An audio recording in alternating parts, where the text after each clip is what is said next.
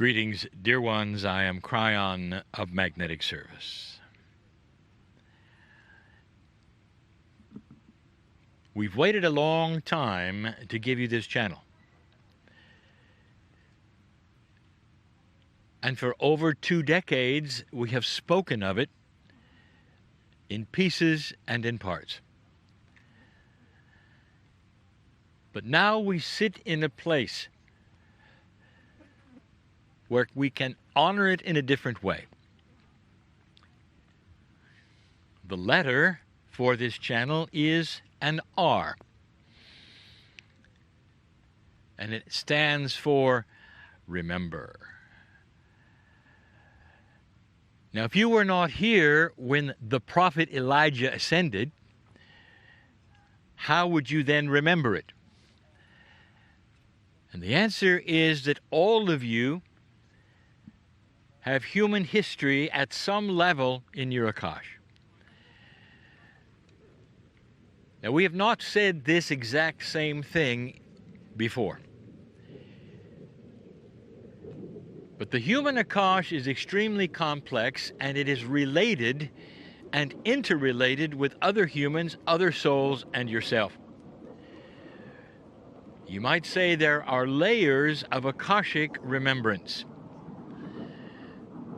Individual soul, planetary history, and even that which would be Gaia. Because God is in each of us, these complexities are also there, and they're beautiful. Some of you have actually started to awaken to the potential that you might have been here. Not all.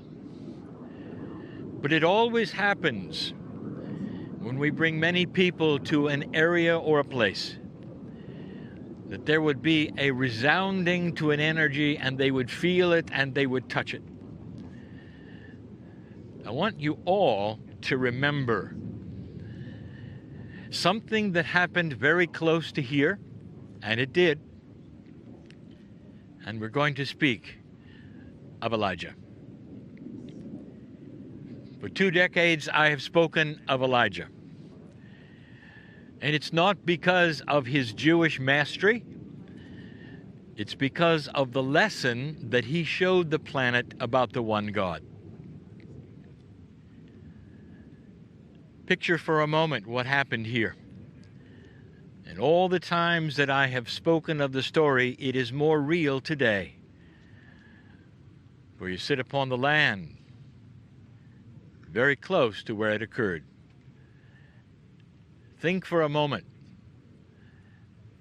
of a very wise master. And Elijah did many great things, and he indeed was wise, and God knew him. The man who was his understudy, the man who was going to someday take his mantle, a word we use that represents all that is Elijah's knowledge, his lineage, and his wisdom. This is what we call his mantle. Almost like a cloak, a coat that one would take off and put on another human being when he passes. And that man has a name, and it's pronounced many ways. In some cultures it is Elisha, in some it is Elisha. You will find the story synchronistically in the Old Testament, written down as history not too far from here. But those who created the history of the Jews are the ones who wrote it, and then it was discovered also not too far from here. So what you might call the Holy Scriptures are a history of a people. In that which you would call 2 Kings, there is this story that I tell you. Elijah knew that his time was up. But he also knew at his level of vibration as a master that he would not pass through death. You might say to yourself, are these things accurate and true? For no human has yet to have done this on record past Elijah. And we get into these kinds of teachings, we have said before. In these early days, there were masters on this planet who vibrated much, much higher than you do, leading all the way to that which you would call the Master Christ.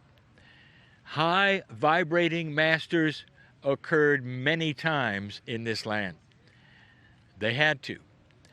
They were examples for the planet of a loving God, one who communicates, one who is real, and one who cares.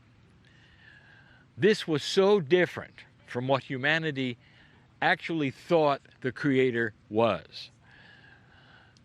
And Elijah was no different, for this was his teaching, the great master who he was.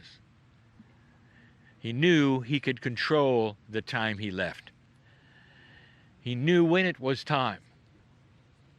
And how exactly that took place is Elijah's business, but he knew it. And he knew it enough in advance that he told Elisha to get ready. I have told the story many times, and it's an accurate and true one. But it also involves human nature, human perception, and a truth that we teach that Elijah showed us. It was time. And Elijah told Elisha, stand by to watch this process and write it down. For I am choosing my time of departure, and I'm going to ascend. As the story has it, Elijah literally walked out into the field, into the dirt you stand on, the dirt you sit on, the dirt that is here today. Think of it. It's the same dirt. It's the same energy. It's the same God. And then something miraculous happens. Elijah starts to transform. And so we are going to ask a question several times during this channel. At what point did God come down to collect Elijah? Was it now? The answer is no. So we continue. According to the writings of Elisha, who was watching all of this, and by the way, who would receive the mantle and also do great things, this man watched with open eyes as multidimensional things took place before them. What he saw was not in 3D. No prophet, no master saw God in 3D. Even the burning bush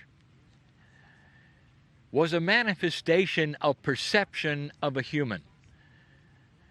A bush that is on fire that does not consume itself is more than a bush. Some say it had an angelic form or a voice, but it got his attention in that history story. Elijah has his story, and Elisha watched it. The transformation began. And if you want to know what took place at what point, I don't even think that Elisha knew. For he took it all in and watched. And the first thing he saw was light. A light that was so bright he had never seen anything like it. It actually hurt his eyes. It happened on the ground. where Elisha had stood. Question, second time. Is this the time that God came down and got Elisha? And the answer is no. The story goes on. For in the perception of Elisha, he started to see shapes and even things that we can now tell you have numerological meanings. One of the things that he saw was a wheel. He didn't just see a wheel. He saw a wheel within a wheel. Now, this was his multidimensional perception. There was no wheel there. But it was being shown to Elisha that he might write it down. And we tell you what it means. Many have had conjecture. What would this mean? Many are correct. The circle, or the shape of the circle, is the perfect shape. And you will find it all through that which is spiritual history. It is the shape of the halo. The larger circle that he saw represented the unending love and purity of God. There is no beginning, and there is no end to a perfect circle. But Elisha saw two circles. One was within the larger one. The one within represented the human being's soul. And it was a circle. Never ending, no beginning, and no end. Slightly smaller than the big circle, which encompassed it completely in its arms. The two circles, one with the other, started to morph into something else. And Elisha called it, and he said it looked like a chariot. And that chariot had 3 white horses. You have to understand, then, the numerology of the 3. 3, in ancient times, where they identified the numbers and the energies, would represent a catalytic energy. A catalyst is something that is always changing that around it. The 3 white horses, being horses and a chariot, meant that Elijah was about to ride somewhere. Elisha identified the chariot and gave it a name as the energy of Elijah in his Merkabah, or Merkabah. Now that is to ride in Hebrew.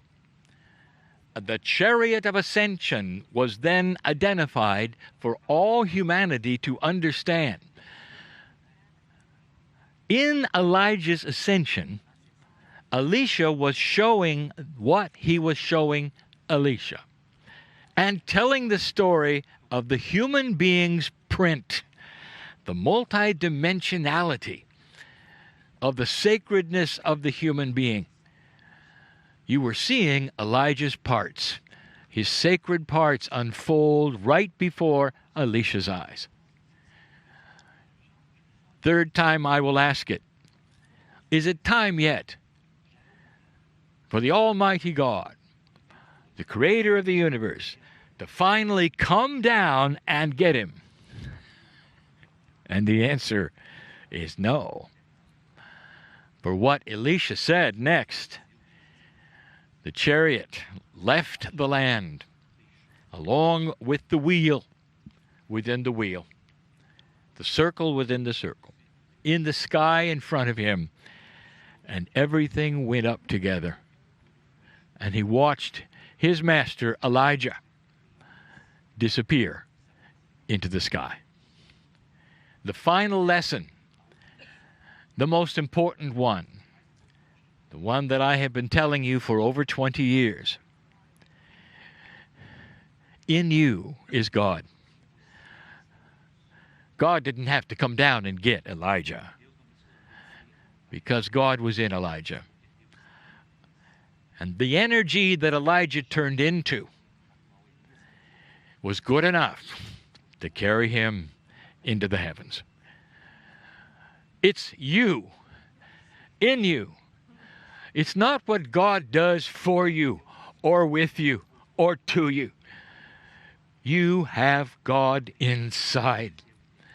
Your ascension, that time of death for every single human, is the same. You leave on your own, and you ascend on your own. This was the greatest lesson of the master Elijah, not too far from here. He identified through Elisha the Merkabah. He showed the numerology of the changing human soul, which is a representation of the fact that the soul returns. It's always changing. It doesn't go someplace and stay there, any more that God is always never changing. God changes as you change. The relationship is what changes. The God of Abraham is the God today, but the relationship of God to Abraham has changed greatly from the God to you. This is the change. This is the catalyst. This is the three.